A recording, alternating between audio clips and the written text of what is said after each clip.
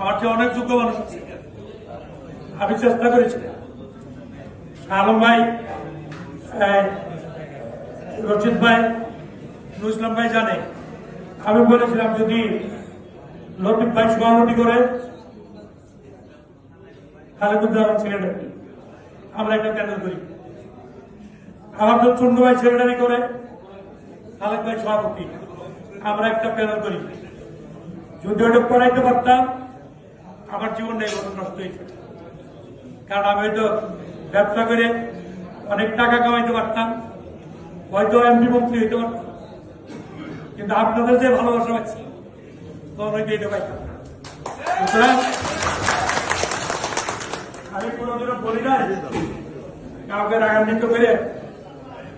আমি হয়তো 30 বছর ধরে একজন মানুষের কাজ করি, সে কিন্তু ভোট দেওয়ার সময় লাভ করে এইদিকে না তুমি ওই দিকে, তার মানে ভোটটা দিবে না, এটা হইতেই পারে।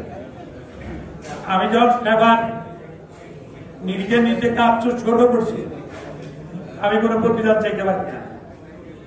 যদি আপনাদের প্রয়োজন হয় তাহলে আপনারা কমিটমেন্ট করবেন, আপনারা মাঠে নামবেন।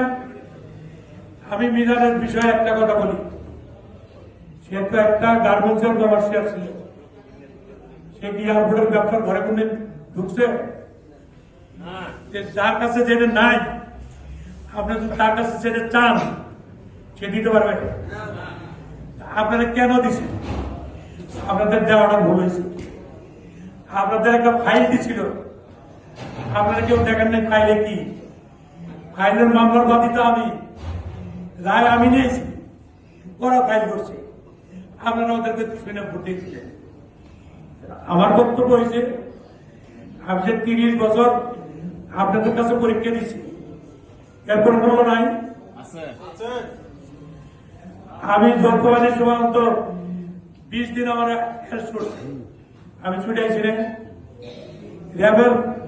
র্যাবের গোয়েন্দাদের সাথে মারামারি করছে, আমি গেছিলেন। সিভিল এভিয়েশনের ড্রাইভারের মাথা বাড়াইছে, গাড়ি ভাগছে, আমি মিটেছিলেন। আমি প্রেসিডেন্ট সেক্রেটারি থাকা অবস্থায় আপনাদের কোনো ক্ষতি হয়েছে? ডাক দিচ্ছেন যাইনি বলতে পারবেন? সুতরাং এটা আমি একা বলতে তো হবে না। আমি কোনোদিনই আমার প্রশংসা আমি করতে চাই না, কারণ মহান আল্লাহ বলছে সকল প্রশংসা আল্লাহ। আমি আমার প্রশংসা করতে চাই না।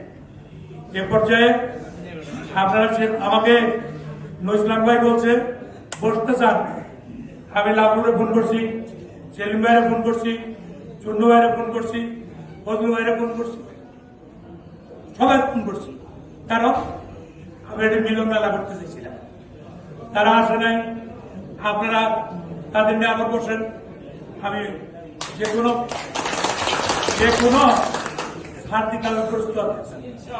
আমি আশাবাদ ব্যক্ত করে আপনাদের ধন্যবাদ জানি। আমি এখন রশিদের বক্তব্য দিবেন, আমি টেবিলে খানা দেওয়ার কথা বলে দিই। সবাইকে ধন্যবাদ।